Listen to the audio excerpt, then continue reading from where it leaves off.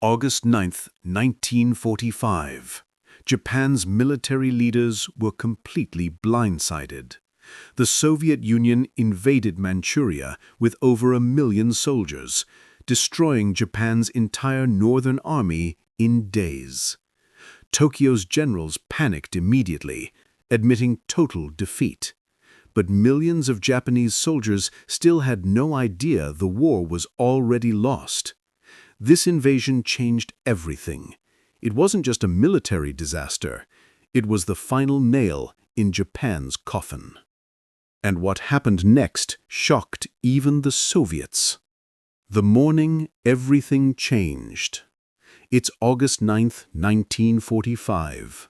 Japan's military leaders are sleeping. They think they still have time. They think the war can go on. But in Manchuria, something massive is happening right now.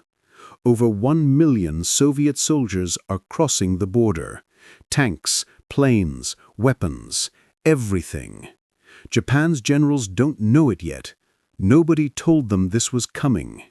The Soviet Union broke their peace agreement without any warning. It just happened. No message, no phone call, just sudden invasion. Tokyo's military headquarters gets the first report at early morning. A messenger runs into the command room. His face is pale.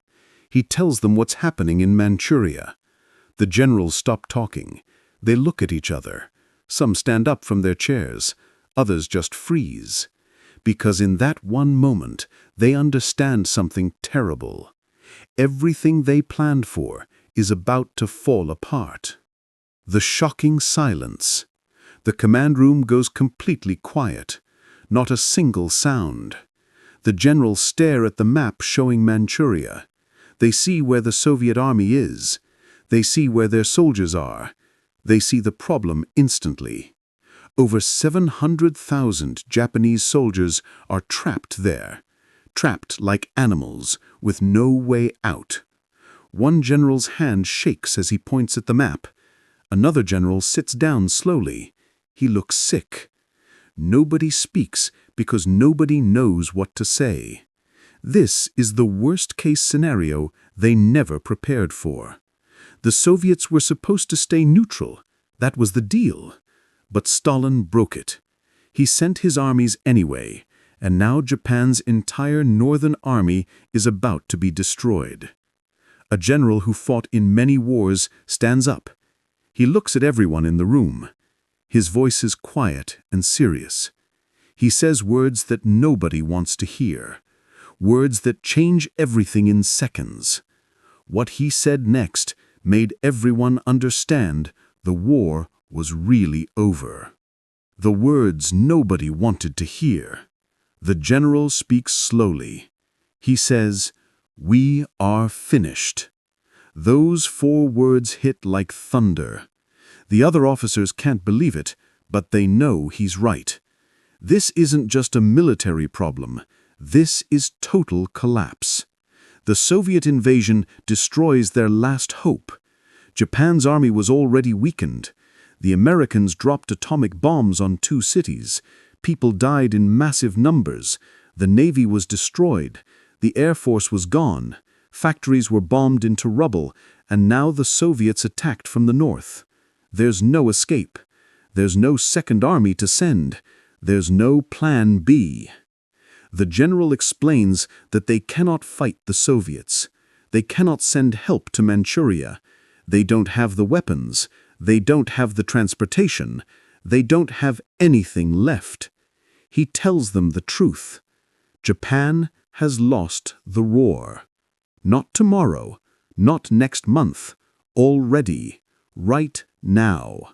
The loss is complete. Another officer asks a simple question. It's a question everyone wants answered. How many soldiers would survive the coming defeat? The impossible numbers. An officer asks, how many soldiers are in Manchuria? The answer is terrible. 700,000. That's more people than many cities, more people than small countries, all trapped in one place, all facing the massive Soviet army. all about to be captured or killed. The generals do quick math. 700,000 soldiers, 1 million Soviet soldiers attacking them. The numbers make it impossible. Japan cannot fight this. Japan cannot win this. Japan cannot even save most of these soldiers. The Soviet army is moving faster than anyone expected. They're taking cities quickly. They're moving deeper into Manchuria every hour. Japanese soldiers don't even know what's happening. They got no warning. They got no new orders. Some are still eating breakfast when Soviet tanks roll toward them. Some are writing letters home. Some are sleeping. Nobody is ready because nobody knew. The generals realize something even worse, something that makes them look at each other with fear in their eyes. Most soldiers didn't even know the war was lost yet. The soldiers who didn't know. This is the crazy part. 700,000 soldiers are about to be destroyed, but they have no idea. Nobody told them. No radio message, no written order, nothing. They're still getting old orders to keep fighting. They're still training. They're still preparing for battles that will never happen. Command centers send messages like "Stay strong" and "Victory is coming." But it's all lies now. The commanders know the truth. The war is over. Japan lost. But millions of soldiers don't know. They'll find out too late. Some will learn from Soviet soldiers arriving. Some will learn from other captured men. Some won't understand for days. The high command realizes this problem too. If they tell soldiers the war is lost, what happens? Do soldiers surrender? Do they panic? Do they fight harder? The generals have no good answer. One commander suggests they wait.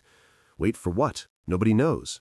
But waiting means more soldiers will die. It means more confusion. It means more chaos when the Soviets arrive. What happened next shocked everyone. The decision that changes everything. The generals face an impossible choice. Do they order soldiers to surrender? Do they stay silent? Do they order them to fight to the death? Each choice has different results. If they surrender early, maybe soldiers live, but it feels like betrayal to the military code. If soldiers keep fighting, more will die, but the generals think it shows honor. The military culture in Japan is strange to outsiders. Surrender is seen as shameful. Losing is shameful. But running is shameful too. So the generals are stuck. They cannot order surrender because it breaks the code. They cannot order soldiers to fight because they know it's hopeless. So they do nothing. They wait. They hope someone makes a different decision. But time is running out. Hours are passing. The Soviet army moves closer to Japanese positions every moment. Soldiers start hearing explosions. They see smoke on the horizon. They realize something is wrong. Some soldiers understand they're about to be attacked. Others still think everything is normal. When the Soviets arrived, chaos erupted everywhere. 9 days that destroyed an army. The Soviet invasion lasts exactly 9 days. 9 days to destroy Japan's entire Manchurian army. It sounds impossible, but it happens. Soviet tanks move through Japanese positions like they're nothing. Japanese soldiers try to fight back, but they have no tanks, no good equipment, no real plan. Thousands surrender immediately. Thousands more are captured. Thousands die in fighting. The chaos is everywhere. Soldiers are confused. Officers don't know what to do. Radio communications break down. Some units fight each other by accident. Some units try to escape to China or Korea. Most don't make it. Soviet soldiers move so fast that Japanese commanders cannot keep up. They're sending orders to places that are already captured. They're organizing defenses for areas already lost. It's complete disorder. Prisoners of war are marching south by the thousands. Injured soldiers are left behind. Supplies are abandoned. It's a total disaster. The 9 days prove what the generals already knew. Japan's army was finished. The military machine was broken, and now everyone could see it. But what happened to those 600,000 captured soldiers was even worse than anyone imagined. The final truth. When it's over, the numbers are shocking. Around 600,000 Japanese soldiers are captured. Some escaped, Some were killed, some surrendered, but most are prisoners.